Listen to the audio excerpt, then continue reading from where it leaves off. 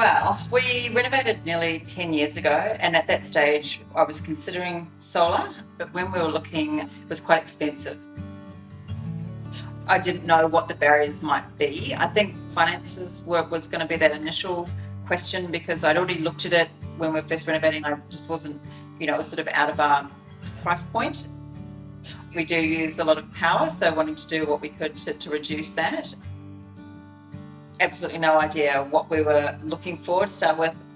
I did have a friend say that Willoughby Council had a website we could go to it and you could get some consultants to recommend them. So I found that really, really helpful.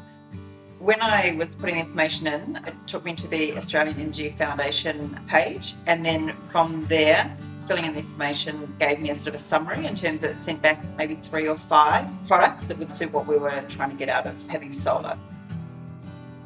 I found it a really seamless process. They turned up on the day and I went to work, came home, it was done. Super straightforward.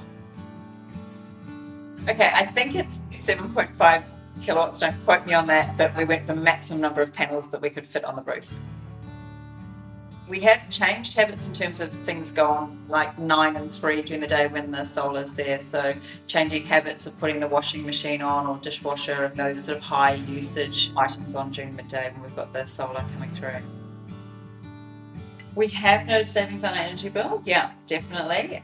You do get a sense of achievement when you do see that most of your power usage is when you're producing your own power. So I'm really sort of watching each quarter and seeing what else we can do as a household to keep improving. Yes, I would recommend to Willoughby residents to get solar. The environmental side, it really can make a difference. Whatever strain we can take off the energy grid helps all Australians. So yeah, I definitely would recommend it.